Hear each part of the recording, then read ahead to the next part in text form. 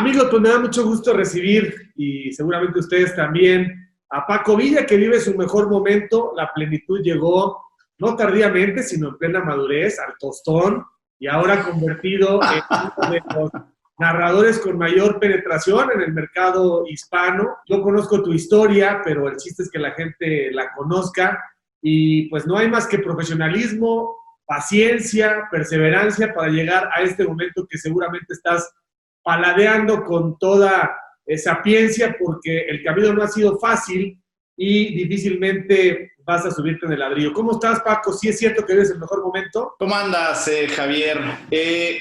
Yo creo que lo mejor siempre está por venir, Javier.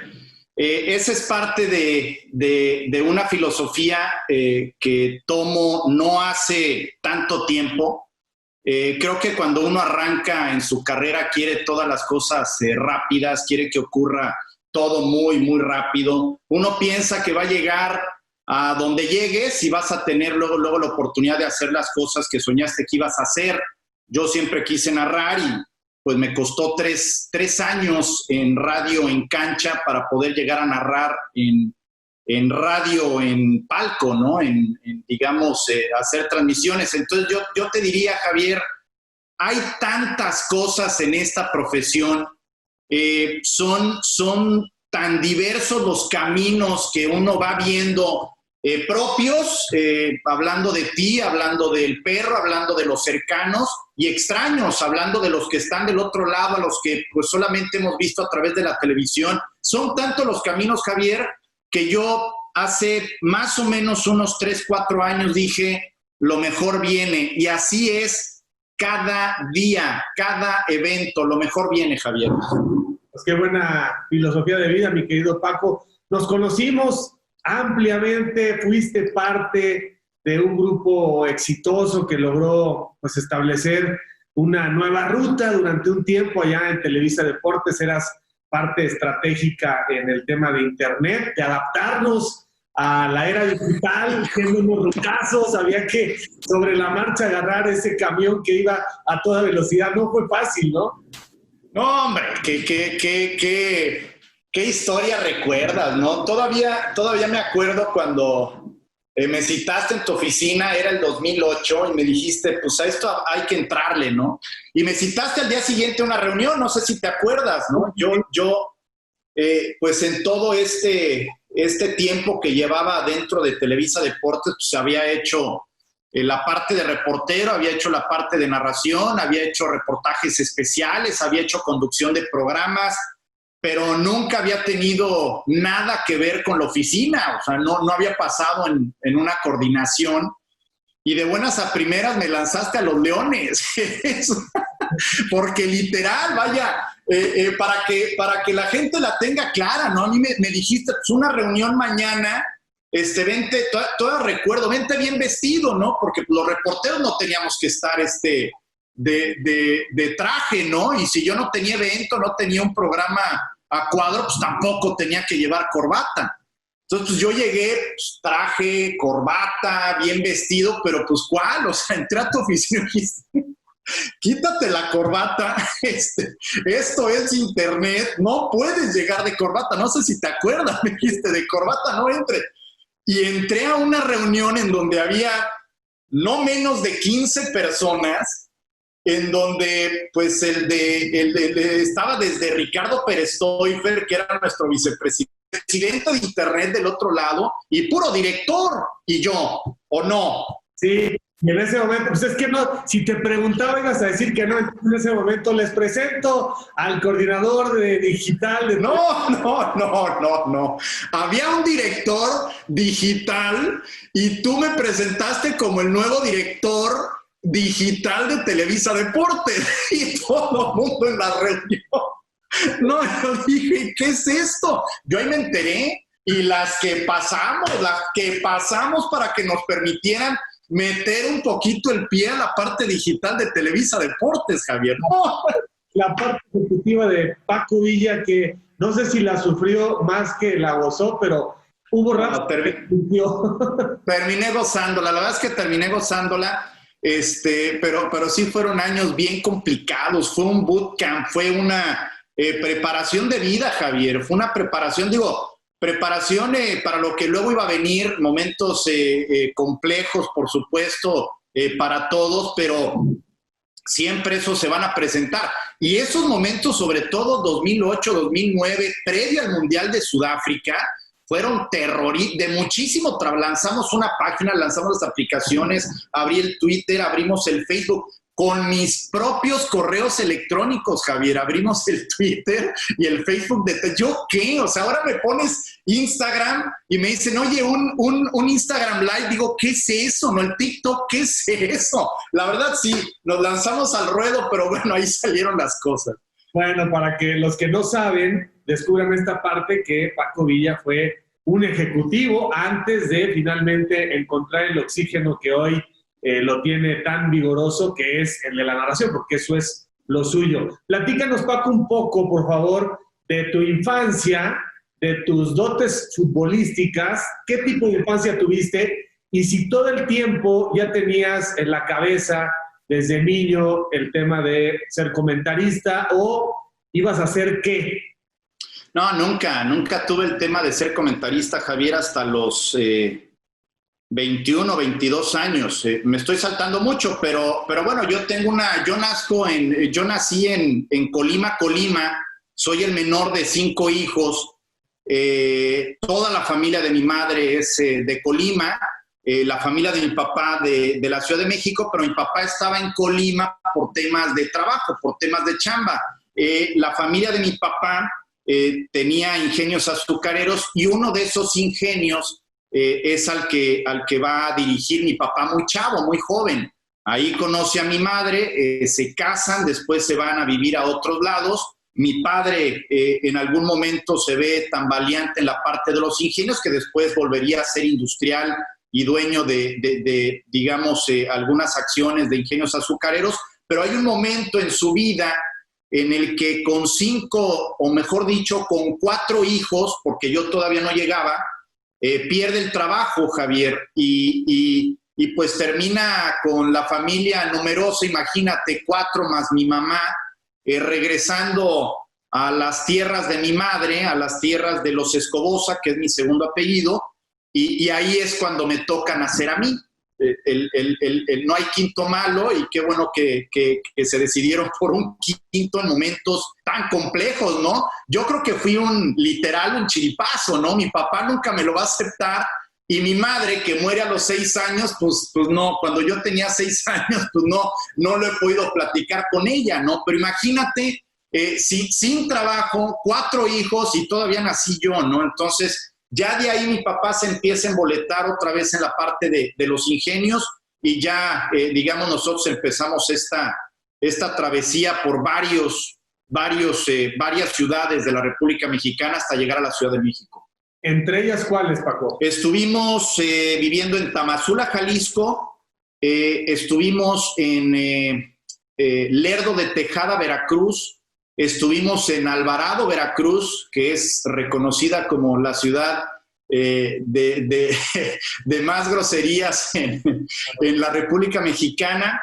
Estuvimos en Tlacotalpan, también un lugar bellísimo, Tlacotalpan, y luego regreso ya para estar en la Ciudad de México, con un intervalo corto de 7 meses. Después de que muere mi mamá, mi papá se va a trabajar a la Ciudad de México. Los dos hermanos estaban estudiando fuera, uno en Estados Unidos, el otro en Guadalajara, y 2 de mis hermanos y yo nos vamos a Colima a 7 meses a terminar cuarto de primaria. Oye, ¿y en qué ciudad estaban cuando fallece tu mamá? En Tamazula.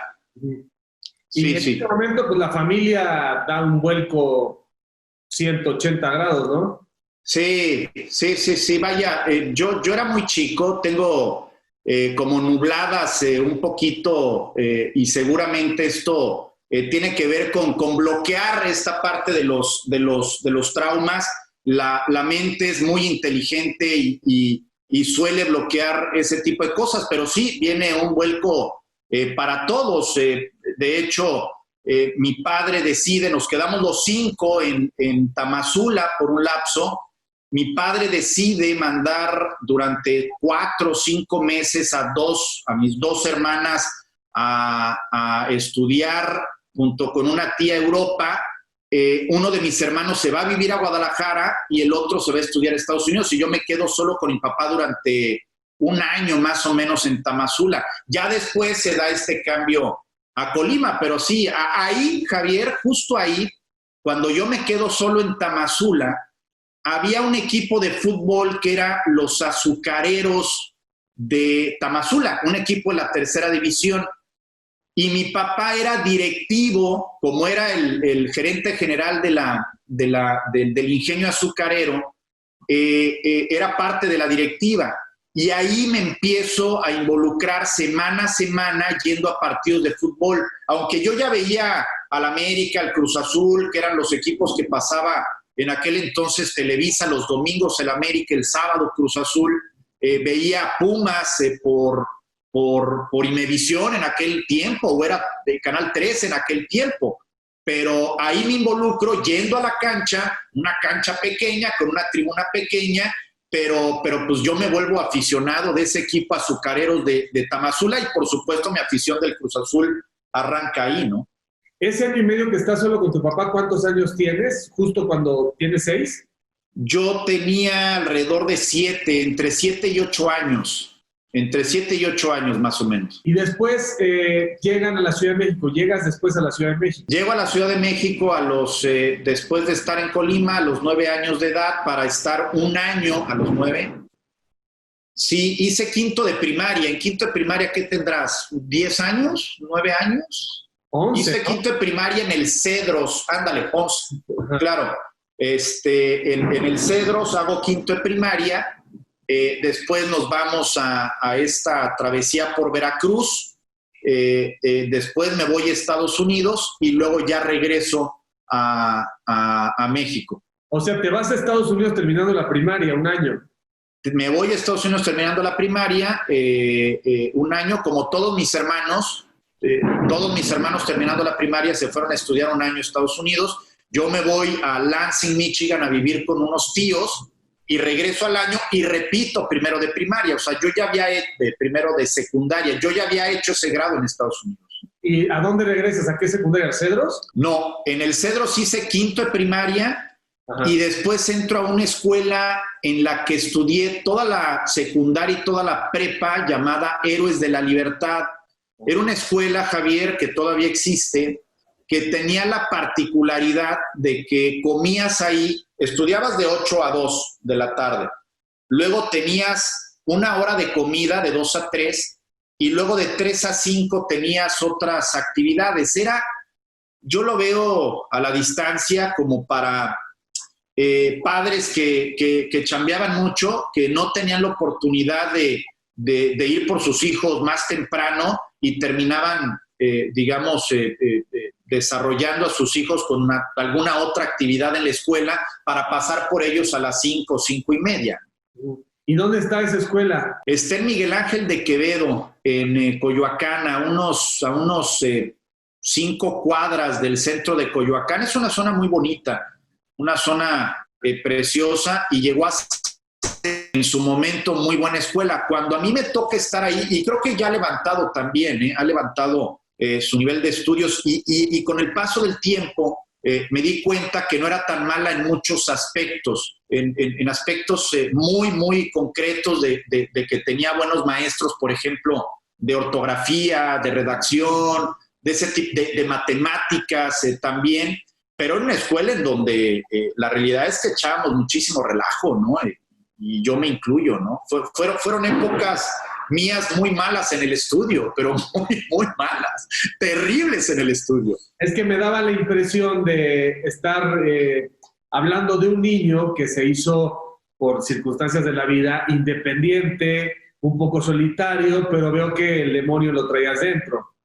Pues la realidad es que sí, Javier. En primero de secundaria yo terminé haciendo 10 extraordinarios. Me fui, o sea, de 13 materias me fui a 10 extraordinarios. Cuando mi papá se entera que mi papá pues trabajó muchísimo toda su vida, ¿no? pero muchísimo. Entonces cuando llega este chamaco de 12, 13 años con 10 extraordinarios en la boleta, pues no sabe qué hacer, qué hago con él, porque además me fui extraordinario de música, me fui extraordinario de deportes, me fui extraordinario de natación, teníamos natación, Javier, o sea, me fui extraordinario, por supuesto, de matemáticas y de historia y de geografía y de todo este tipo de materias comunes y corrientes, pero me terminé yendo a extraordinario de electricidad, ¿no? Entonces...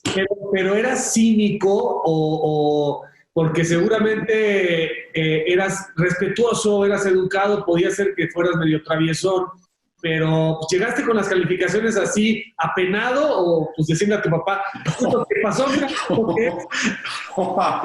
No, Javier, mi papá era cosa seria. A ver, atención, esto no te lo he platicado. En el lapso que fallece mi mamá, yo tenía 6 años, a los 9 me vengo a México y después viene todo lo de Veracruz y todo lo que te platiqué.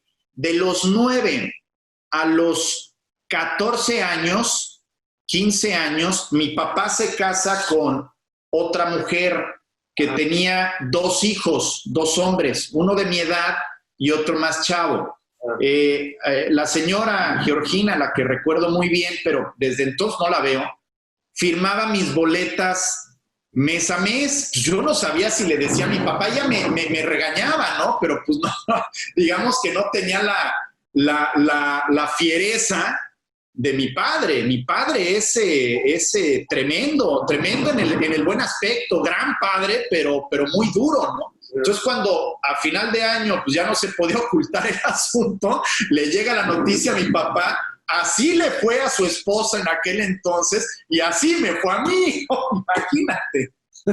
¿Y esa señora ya no está? ¿Se divorciaron? Sí, se divorciaron cuando yo tenía 14, 15 años, se separaron y listo.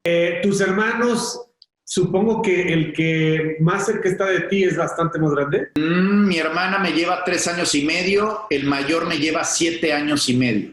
Ah, ok. Bueno, no estaban tan lejos unos de otros. No. Oye, y luego entonces, la secundaria, ¿ya tienes que enderezarte o qué? Pues mira, mi papá me puso a estudiar con mi hermana mayor de 8 de la mañana a 2 de la tarde todos los días del verano. Todos los días del verano. ¿Pero qué culpa tiene tu hermana? Pobrecita, por no estar pendiente, ¿no? Pues tenía que estar, bueno, de 8 de la mañana a 2 de la tarde, Javier, pasé con 10 todos los extraordinarios, obvio, ¿no? Después de estudiar tanto, todo lo pasé con 10. El resto de la secundaria, el resto de la prepa, la terminé con un promedio, muy promedio, cerca del 8 la secundaria y cerca del 8.5 la prepa. Con calificaciones suficientes para enrolarme en la universidad que yo quisiera. Esa es la verdad. Y ahí es cuando comprobé, cuando llegué a hacer estos exámenes a las diversas universidades, que la preparación pues no había sido tan mala, ¿no? Porque pasé todos los exámenes, todos los exámenes los pasé, todos, en el ITAM, en el TEC, en la Universidad Nacional. Cuando decidí estudiar periodismo en la Carlos Septién García, todos los exámenes la pasé y créeme que sin estudiar nada. ¿Y decidiste qué por fin? Decidí economía en el ITAM. Yo quería dedicarme a los negocios, yo quería dedicarme pues, a esta parte que involucraba mucho a la familia. Pero cuando mi papá me mandaba los ingenios, que me mandaba en vacaciones, yo me ponía unas aburridas. No. ¿Qué? O sea, pero aburridas en serio. Y llegaba al ITAM, Javier, con mi dominó, siempre, diario, me volvía ahí un asiduo jugador en la cafetería del ITAM de dominó, y las ideas y demás reflexiones de los grandes pensadores que son las primeras materias que le dan a todo mundo en el ITAM, pues siempre las dejé entre Sócrates y Platón y Aristóteles, siempre las dejé a un lado, ¿no? Para mí era mucho más importante el dominó que eso, me aburría mucho, la ley de la oferta y la demanda me aburría. Entonces, pues decidí cambiarme de carrera a ingeniería. Ajá. ¿Y jugabas fútbol ahí? Porque siempre has jugado fútbol cuando, Sí. cuando no tenías, digamos, esta falta ahora de ganas de jugar fútbol. Creo que ya no estás jugando, sí. Sí, no, estoy jugando más que nunca. Bueno, no más que nunca, pero sí estoy Nunca hay jugando. que colgar el uniforme de futbolista, así sea con muletas o con bastón, así se quejen los huesos y los cartílagos, hay que jugar. Te voy a decir algo, Javier. Uno de mis grandes errores en la vida fue haber dejado de jugar fútbol 18 años. Yo dejo de jugar de los 27 años, cuando empiezo ya a tener mucho trabajo los fines de semana en Televisa, de los 27 años a los 45 años, a los 44 años más o menos, que es cuando dejo en 2014, tú te acordarás, la responsabilidad digital de Televisa Deportes. Sí, Y dejo esa, ¿te acuerdas? nos pelamos, te decía, no te vayas, que sí me voy, que no te vayas. No. Hice hasta lo imposible, pero ya, Paco, no, por piedad, déjame salir. Y yo, puta, ¿y ahora qué voy a hacer? Que lo está haciendo tan bien. Y, puta, nos tardamos tanto en agarrar el patín, pero bueno, ok. Entonces ya... Dejé de jugar, Javier. ¿Por qué no juegas fútbol tantos años? No, dejé de jugar, pero por completo. Por completo. Y ese es uno de mis grandes errores en la vida. Hoy voy a jugar hasta que pueda jugar, así tenga 65 años, me voy a meter con la sub-70 a jugar fútbol. Pero jugabas muy bien, me dice Mauricio de Chávez, mi primo, jugabas muy bien a los 18, a los 20 años, ¿no? Sí. Llegué a estar en Cruz Azul a los 16 años por decisiones malas también que uno va tomando en la vida. Dejé porque no me cortaron. Yo dejé de jugar a los 16 años. Ahí no que yo tuviera, digamos, las aptitudes de luego el que tiene el de al lado, pero yo sí siempre fui eso. Eso sí lo pongo siempre sobre la mesa, pues sí fui enjundioso, ¿no? Era de los que le macheteaba en el aspecto del trabajo y a darle para adelante, ¿no? Pero decidí dejarlo y después tanto en el Asturiano como en Interclubes, como en alguna liga en la que jugué con tu primo, en la WIC, si mal no recuerdo, con él jugué ahí en la WIC. Ahí llegué y en el Asturiano a muy buen nivel amateur, ¿no? Buen nivel amateur. Bueno, Paco, y después la carrera, ¿qué tal? O sea, ya me dijiste un poco cumplir con el asunto de tener el título, pero ¿y cuándo viene el gusanito de los medios y de la tele? Si ya estamos, la universidad se estudia de los 18 a los 22, y quizá tú de los 19 Sí. Es por el año que repetiste, ¿no? No, hombre, yo estudio ingeniería industrial, termino de estudiar ingeniería industrial alrededor del 93, o sea, yo tendría 23, 24 años, y decido meterme a estudiar periodismo. Pero a la Carlos C. La ingeniería tampoco te llamaba mucho, o sea... Nada, Javier. Entonces yo decido dedicarme a algo que me gustara.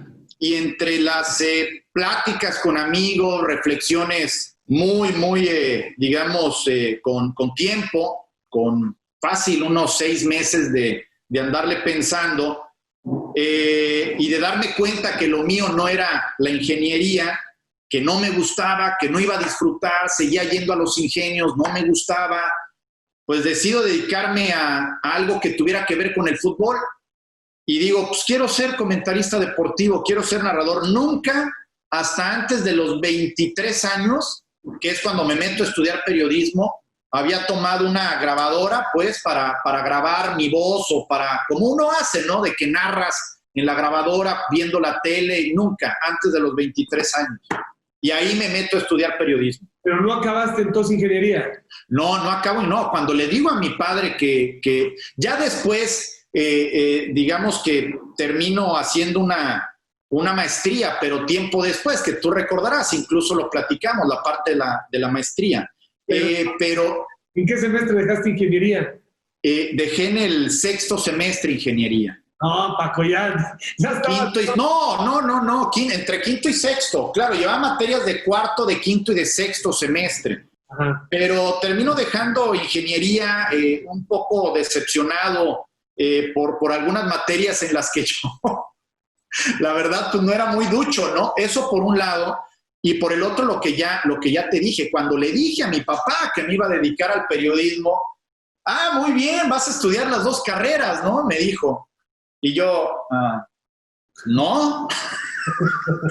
La lana que tu papá, imagínate la lana que metió en el ITAM y... No, me quería matar.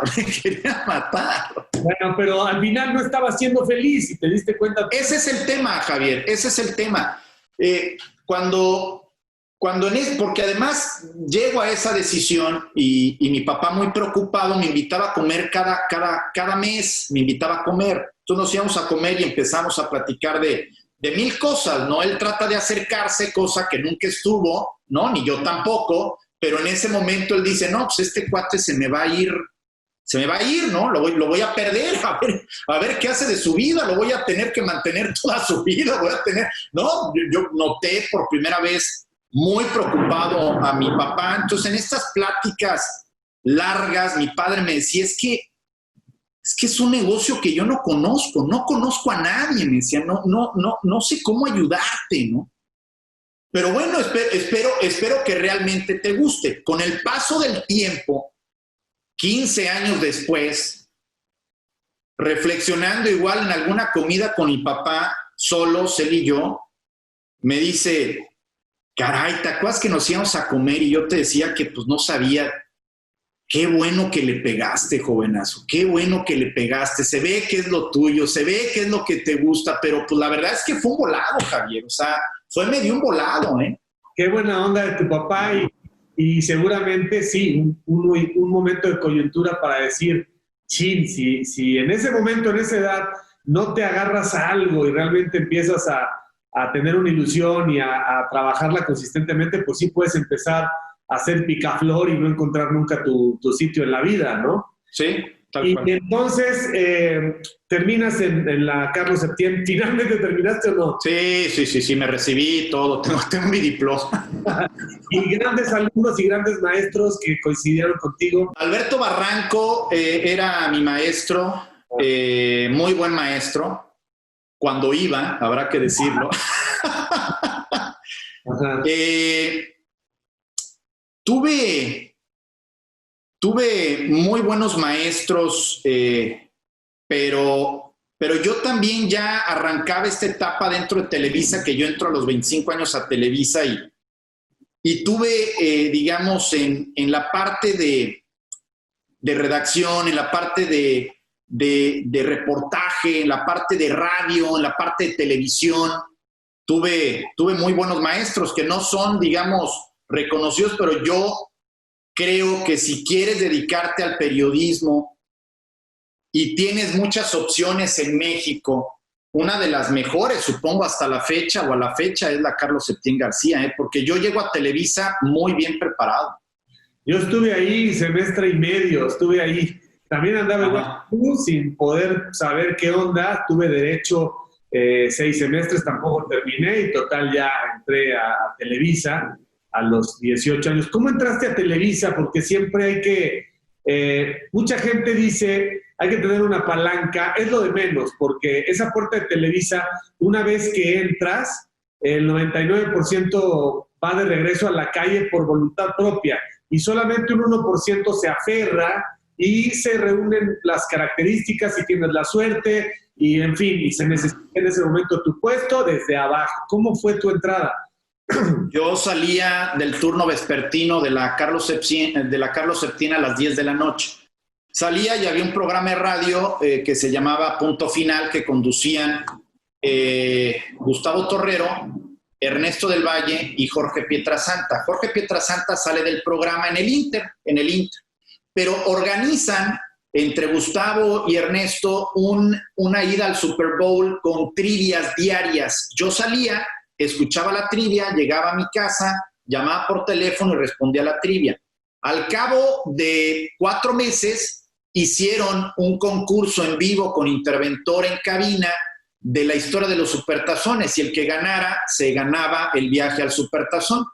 Yo gano ese concurso, me voy al supertazón, y al regresar meses después, como ellos arrancaban la temporada de béisbol y tenían momentos en donde a los dos los programaban en radio. ¿Te acuerdas que Televisa Radio transmitía los partidos de béisbol en aquel entonces? Estoy hablando de 94. Ahí es que requieren a un tercero, porque Pietra se había ido. Pietra los había no sé por qué decisión, pero se había ido. Y me hablan y me dicen, vente para acá, no te pagamos. Entro con ellos y con el paso del tiempo me conectan con Roberto Sosa, tipazo Roberto Sosa. Y a su vez Roberto me conecta con Alberto Sosa, que no era director, pero él hacía la programación en la época de Jorge Berry. ¿Te acuerdas? Sí, o un poco en la época de Memo González, ¿no? Javier González. Creo que era Jorge Berry. Al poco tiempo, bueno, no al poco tiempo, yo le llevé cassettes a Beto Sosa durante fácil unos 8 meses. Y me regresaba y me decía, y la verdad, buenísima onda Beto, hasta que él deja esa función de hacer la programación, porque Jorge Berry iba a dejar la dirección de deportes, que yo no sabía. Pero la última decisión, la última programación de Beto Sosa me pone en un partido Cruz Azul contra Santos en la cancha del Estadio Azteca en abril de 1995, en el que, por cierto, Julio Alberto Zamora y Carlos Hermosillo revientan a Santos de la comarca lagunera, y me pone radio en cancha. Y me da una carta para el Estadio Azteca y me manda. ¿No? Como tú dices, luego entras y pues ahí a la buena de Dios. Entro y resulta que Fernando Schwartz, que toma la dirección después de Jorge Berry, escucha la transmisión de radio. O sea, de haber preguntado por mí, de haber dicho quién es este cuate, y decide seguirme programando en radio en cancha, Javier. Así entro a hacer radio en cancha, y me eché 3 años haciendo radio en cancha. Y luego, ¿cómo subes a la narración? En el 98, cuando llega el Mundial, te acordarás que en Francia se narró desde Francia tanto radio como tele. Ajá. O sea, fueron los narradores Lalo Luna, Noel Cárdenas, en fin, toda esta gama de grandes narradores, Félix García, a transmitir en radio también. Y cuando regresaron, estaba el torneo del 98 en puerta. En aquel entonces programaba a Raúl Orbañanos, y pues no había, porque todo el mundo pidió vacaciones. Yo ya narraba en el canal de Sky Foot partidos de España y partidos de la Champions. ¿Te acuerdas que transmitíamos esos juegos cuando nadie los quería realmente en México? Fíjate nada más, los de la Champions, nadie los quería. Y Raúl me empieza a programar en narración, en radio, en radio, en el Azteca, en Toluca, en fin, en los diversos estadios que estaban por acá. Y luego me echo 3 años narrando en radio, 3 años seguidos narrando en radio. Uh-huh. Hasta el 2001, que es cuando entras tú, y tú ya me das como el empujón a hacer la narración en televisión. Pero bueno, ya con Raúl de vez en vez me daba ciertos partidos de la Sudamericana. No sé si eran estos juegos que transmitíamos en aquel entonces también nosotros. Uh-huh. ¿Y tu primer partido en la Liga Mexicana en el estadio, te acuerdas? Fíjate que no. O sea, me acuerdo de haber hecho 2 canchas en tele nada más. Solamente, no, de hecho nada más hice una cancha en tele en mi vida, nada más. Y fue un partido en Puebla, del Puebla contra, creo que contra Monterrey, jugaba el Travieso Guzmán en Puebla, e hice cancha ahí. Narraron, ¿quién narró? No, Félix García y Paco Reyes narraron, y comentó, no recuerdo quién. Pero ese fue mi primer partido en televisión y único que hice en cancha. ¿En qué momento aparece la entrañable Ethel en tu vida? Porque ya no estás contando la línea de tiempo del profesional, pero el matrimonio, ¿en qué momento coincide con lo que me has platicado? ¿En qué año te casas? Yo me caso, fíjate, hay algo muy curioso porque el mismo día que yo le pido a Ethel que sea mi novia, que yo me declaro a Ethel. Hacia la antigua, como debe ser los... A la antigua, me gustas. ¿No? Sí.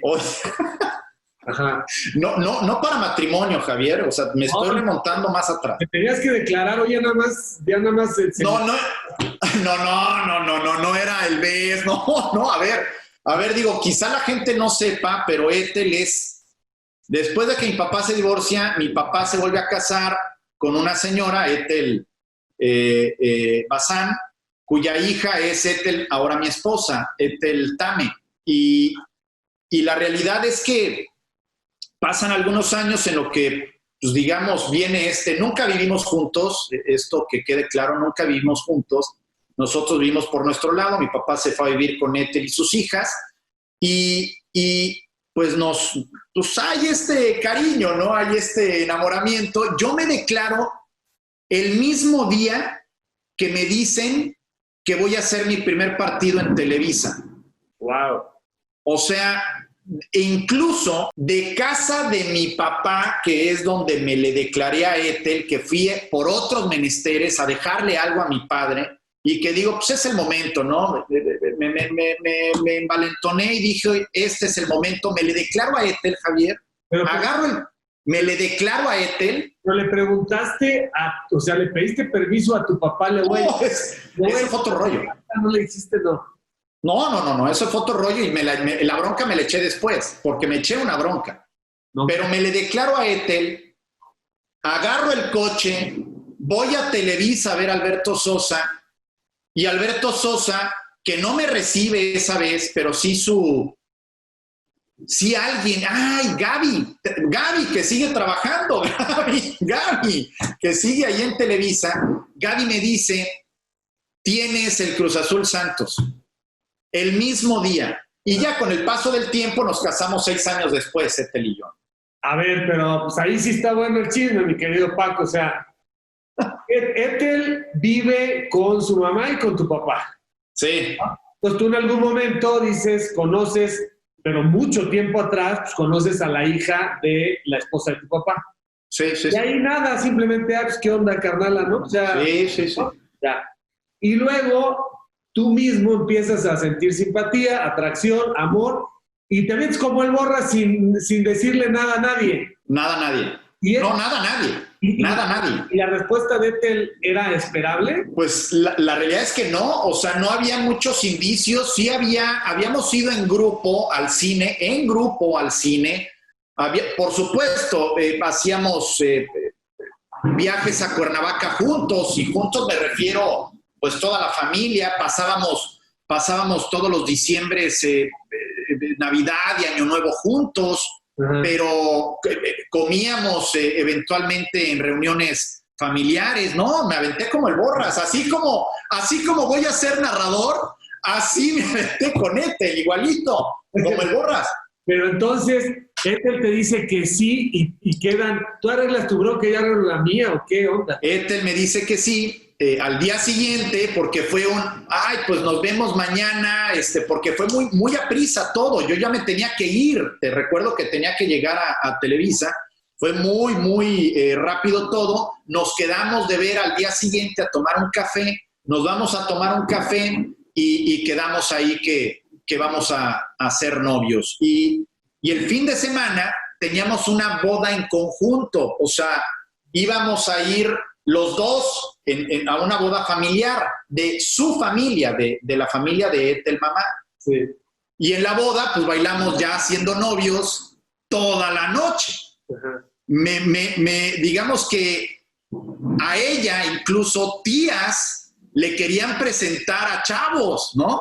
Ay, aquí está mi sobrina, vente para acá. Y pues nadie sabía en la familia que éramos novios, ¿no? Uh-huh. Al día siguiente es cuando decimos, domingo, tenemos que hablar, y al mismo tiempo mismo tiempo que yo hablé con mi papá, él te la habló con su mamá y de ahí para el Real, Javier, de ahí para el Real. No me digas, ¿cuántos años van? Caray, eso fue en 1995, llevamos 25 años juntos, 6 años de novios, 19 de casados. Oye, ¿y no te dijo tu papá qué estás haciendo? O sea, no te dijo, oye, a ver, barajémela más despacio. O sea, yo sé que el amor así llega, mi Paco, impulsivo y no toca la puerta.